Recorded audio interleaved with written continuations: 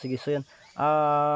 Yan, ano din, mula nung 539 hanggang 331 BC, tinatawag na Kingdom of Silver, Silver Kingdom. So yun po yung nakatalo po sa ginto, no? Yung mga gamit nilang pandigma ay puro silver, no, o puro pilak. So yun po ang taga Medo-Persia na yun, sa pamumuno po ni King Cyrus, no.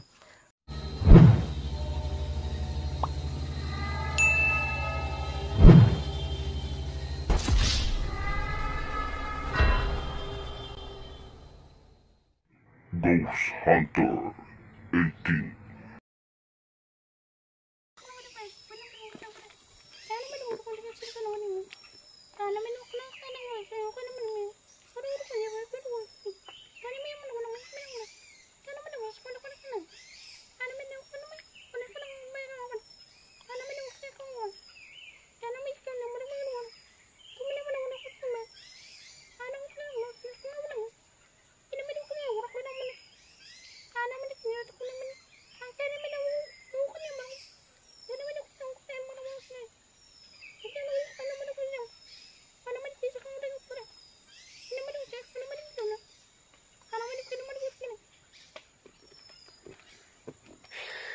So yun mga kantero,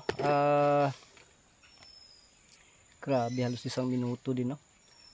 So ipagpatuloy, no, kasi ano na yan, sinabi po ni kaibigan, ano, Amaya, no, sabi po ni kaibigan Amaya na yun, kanina yung ano natin kanina is may isang ano, may kaharian na mahinang kaharian na babangon, no. At yun, bago darating ang kaharian ng Diyos. So yun, dito na, no, sinabi na po ni kaibigang Amaya, isa-isahin na po niya, no. Inisa-isa niya sinabi sa atin, kasi atat-atat po ko kanina, no, kung bakit nasali ang sa ngayon na kasalukuyan, bakit nasali sa noon. So yun, sinabi niya na yung panaginip na yun ay yung pagkawatak-watak na yung isang larawan na natamaan ng bato, ang ulo na ginto ay si Haring Nebukadnezar, no. Kung baga sa ano yan, no? At ang hari ng Babylonia, yun. So ano niya, no, ano niya, ang ulo na ginto ay tinutukoy diyan ay yung hari ng Babylonia na pinaka ano talaga, tanyag o pinaka bagsik na kaharian noon, no, ay ang tinatawag na Babylonia na pinamunuan po ni Haring Nebukadnezar, no. So yun ang ano din,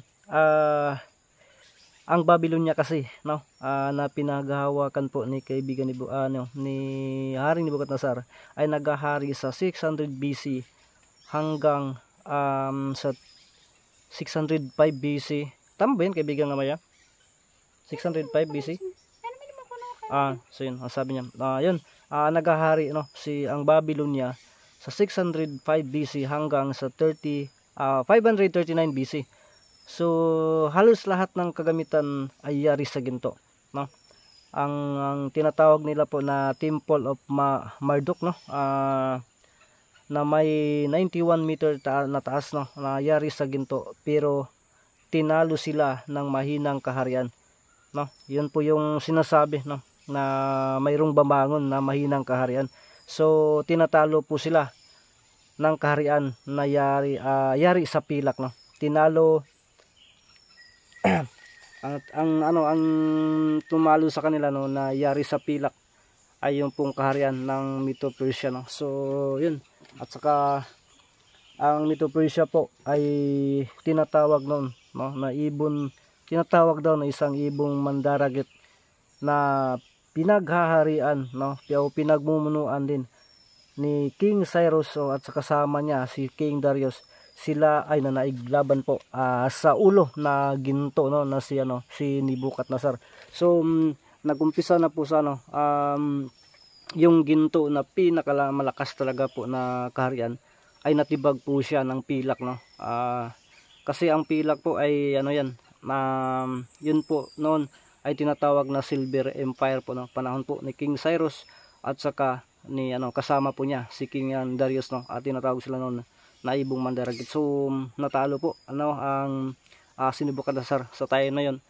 So yun po yung pagkano po ni kaibigan Amaya, no. Kaibigan Amaya, tama po ba yun?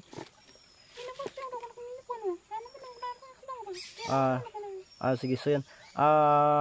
Yan, ano din, mula nung 539 hanggang 331 BC, tinatawag na Kingdom of Silver, Silver Kingdom. So yun po yung nakatalo po sa ginto, no? Yung mga gamit nilang pandigma ay puro silver, no, o puro pilak. So yun po ang taga Medo Persia na yun, sa pamumuno po ni King Cyrus, no. At yan ang ano diyan, no.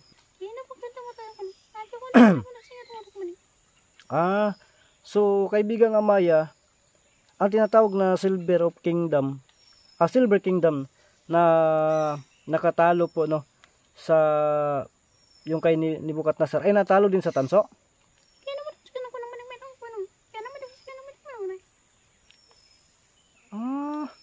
So yun, sabi po ni kaibigang Amaya, ang pilak ay natalo din pala sa tanso, no. Ano yun? Ano yung sinasabi mo? Sino yung nakatalo?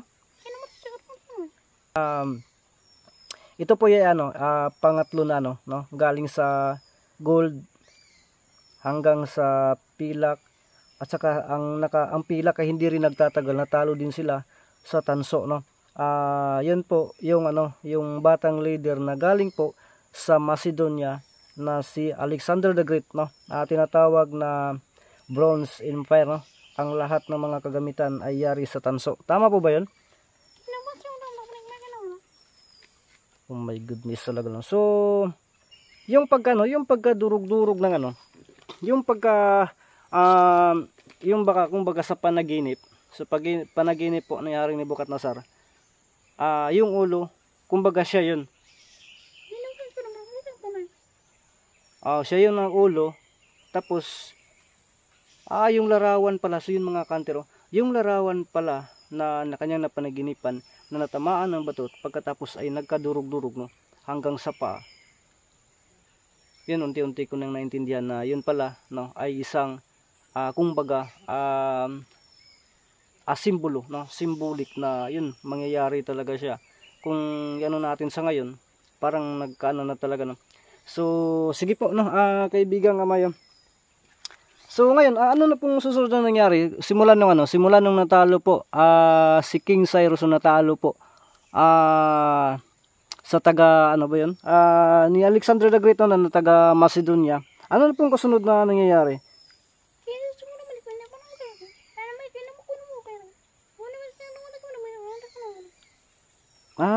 Yung pala, yung tinatawag na Bronze Empire, no? Mga kantero, ay naghahari pa sila, no? Yung tanso, yung tinatawag na Bronze Empire, ay naghahari pa sila ng 331 hanggang sa 968 BC.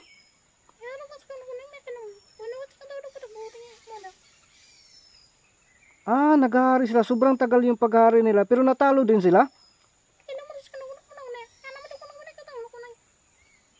Oh my goodness, mga kantero. So yun,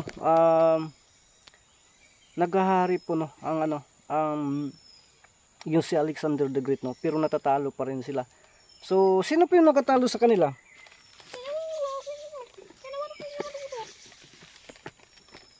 So gabi.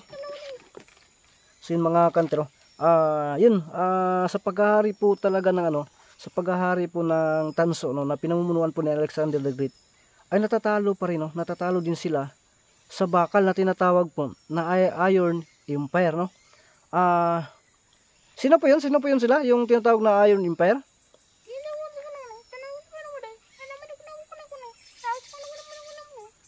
Roman Empire talaga. Sila ang Roman Empire na mahaba ang binti. Ibig sabihin, mataas ang kanilang paghahari.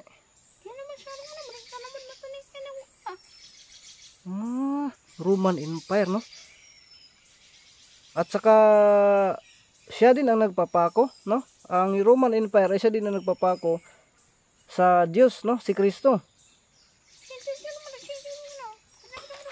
So ibig sabihin yan, paghari ng Roman Empire, doon din naisilang si Kristo, ang Diyos. At saka sa panahon ng Roman Empire, doon din yung bang napako sa krus itong si Kristo.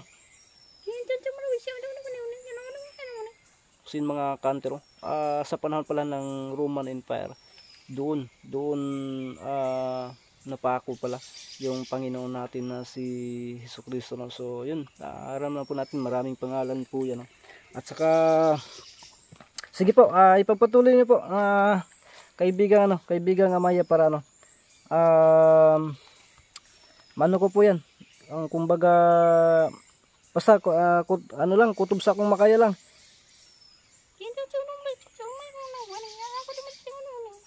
Ang Roman Empire po ay naghati po, no? Nahati po siya sa 10, no? So naghati siya ng 10. Parang simbolo na 'yon ng daliri ng paa. So ito yung panghuli, yung paa. So yun mga kantero, sa panahon ng Roman Empire ay nahati po siya sa 10, no? Sa 10 na, no? Ito po yung 10 na division, no? At yun, ano po yun kaibigan, ano yung isasabi mo, yung hindi mo na lang isasabi yung 10 na yung sa old na talaga, ang isasabi mo yung modernong pangalan niya, pero 7 na lang.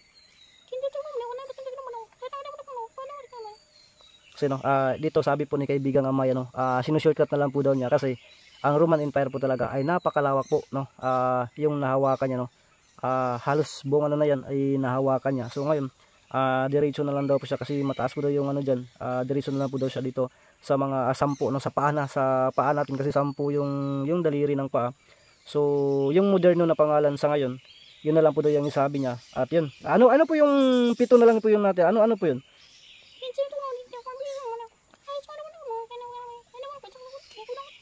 So yun po lang sinasabi niya na nasa paanaw yung pagkahati po. Yan po ay ang bansang Germany, Switzerland, France, Italy, Portugal, England, Spain. Yun, wala yung 3. Bakit po?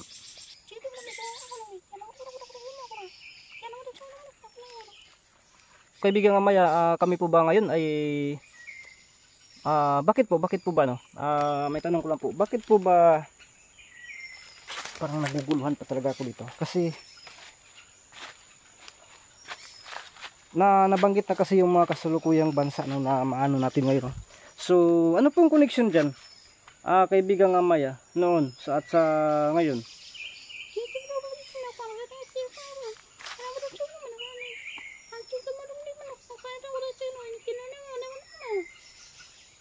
So yun mga counter, sabi niya naguluhan pa daw ako, pero kung ano talaga, galing sa ulo hanggang sa tiyan, no? Yung bang natawag na sa ginto, pilak, yung pagkahiwalay-hiwalay niya, nagsimbolo po daw yan, no, ng mga iba't ibang kaharian o iba't ibang paghahari ng mga tao, no, ng bansa, no. Yun, nagsimula dun sa bakit yun, nagsimula sa ulo, no, at saka yung ginto ay natalo po siya, no? Ihimay-himayin ko lang talaga, natalo po siya ng pilak, no? Pagkatapos yung pilak ay natalo ng tanso, yun, tanso. Tapos yung tanso ay natalo ng bakal, no? At saka ang panghuli dyan, yung sinasabi po, taba po yan kaibigang Amaya, na yung sinasabi mo po na ang Roman Empire po ay nahati sa 10, at yan po ang panghuli. So ang ibig sabihin, yung 10, yung mga binanggit kanina, yun po yung nasa paa, dun sa panaginip, yung sa larawan na panaginip po ni Haring Nebukadnezar, yun po yung panghuli.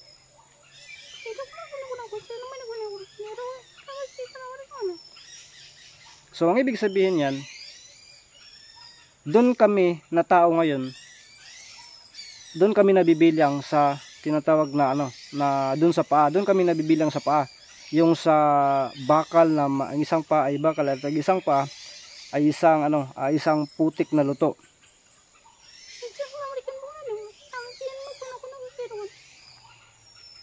So yun mga kantro, na sobrang naguluhan na din ako. So ang sabi po ni kaibigang Amaya, na dun ang ngayon na henerasyon ay doon na po na bilang, no, sa panghuli sa paa, yung pagkahati po no ng Roman numeral nahati po siya ng 10 no. So ngayon ano yan, mga nasod po yan no, na representar po ng mga nasod. So kaibigan nga Maya no, magulo man siya pero naguluhan talaga ako. Pero at least no, may nano ako. So sabi kanina sa umpisa pa lang, may ano, yung sa panaginip nagumpisa. Di ba yung nakarang araw sinabi mo na doon, yun nagumpisa, yung sa panaginip hanggang sa ngayon na magulo, parang ano lang, para lang bang tip na ni-review lang. Ano ba yun? Yung pagkasabi, yung prediction.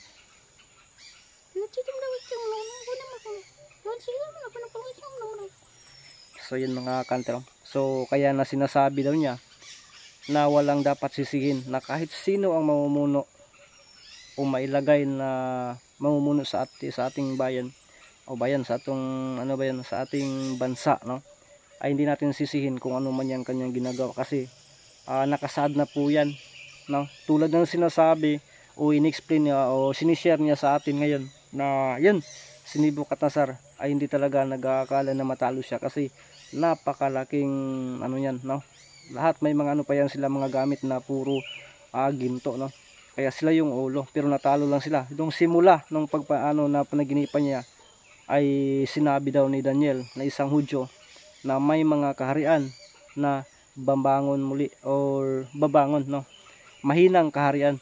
So yun, hanggang sa paa. So ito yung mga pinaka mahina. So ano yung connection ngayon dito sa atin? Yung sinasabi mo na maghanda kasi posible na may darating na kaguluhan at saka tagutom.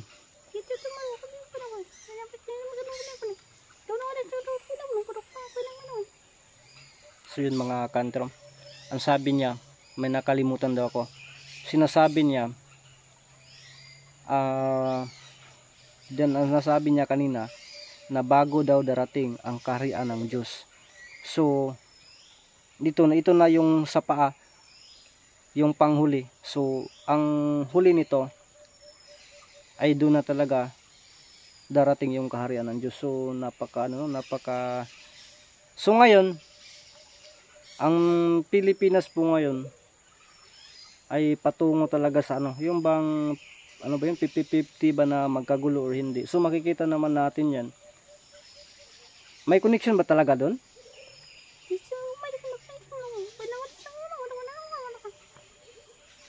Yun, sabi po ni kaibigang Rams, kaibigang Amaya, malaking connection po daw no, kasi kung natatandaan po natin, nandito po sa Pilipinas yung tinatawag na Land of Promise. So malaking posibilidad no. At saka ang sinasabi ngayon ni kaibigang Amaya, wala, di ba, mayroon na daw ugong-ugong sa ngayon yung mga usap-usapan na yung kasalukuyang presidente natin ngayon ay panghuling presidente or magwakas na ang mundo. So yun, naintindihan ko na may connection talaga doon sa pinakataas kanina na binabanggit hanggang dito ngayon sa paa. May connection siya no, kasi hindi lang bansa ang pinag-usapan to, kundi buong mundo talaga. So yun, ano ba talaga, mangyayari ba yan na ano, yung kasalukuyang presidente namin ngayon, yun na ba talaga ang panghuli? So yun mga kantero, sabi po ni kaibigang Amaya, hanggang doon na lang po daw yung masasabi niya or kaya niyang ipaabot no. Sabi niya kung ano, baka sa susunod malalaman natin yan. So yun, yun po mga kantero, sana po ay pareho tayo no, naguluhan sa mga sinasabi kanina. So para sa akin lang,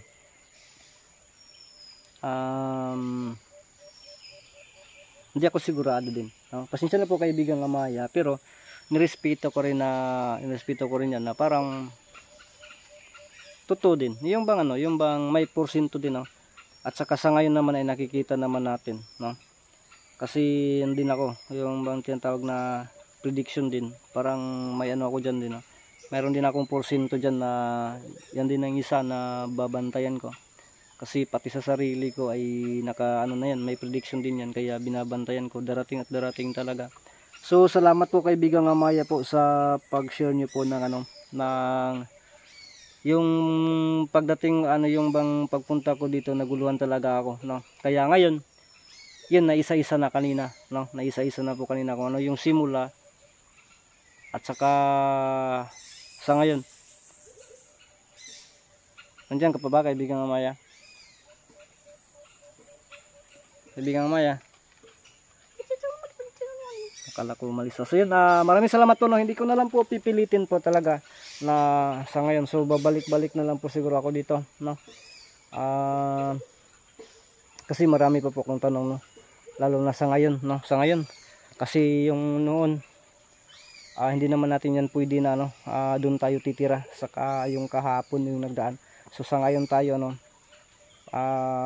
mas may concern, no. So maraming salamat po, no, sa inyo po, kaibigang Amaya. Hindi na po ako magtatagal, uwi na po ako kasi parang ulan na naman to. Sige, salamat po. So yun mga kanto, no, kung ano po, naguluhan po kayo, no, pareho tayo. Basta yun na po, no, yun po yung pagkasabi. Pero nagbasa ko doon sa mga comment, sabi nila tama daw. So siyempre, bata pa po ako. Hindi ko naman sinasabi na matanda kayo. Ano lang, medyo bata pa ako. So marami pa talaga akong hindi alam po sa mundo, sa mga pangyayari sa ano po talaga. So ngayon, naalala ko tuloy itong si kaibigang Haring Solomon na yung mga sinasabi niya noon, paalala o sinasabi na posibleng mangyayari, nangyayari talaga. So ngayon parang mayroon din, no? So naano lang ako, parang natulala lang ako, no? At saka para bang ninerviews ako. Kaya pagpasensyahan nyo po kung ano po yung napansin nyo po sa video ko. Parang putol-putol kasi siyempre pati ako napaisip din kung totoo ba ito hindi. So yun, maraming thank you po sa inyo lahat, no? So kita-kita tayo sa susunod nating mga upload na mga video.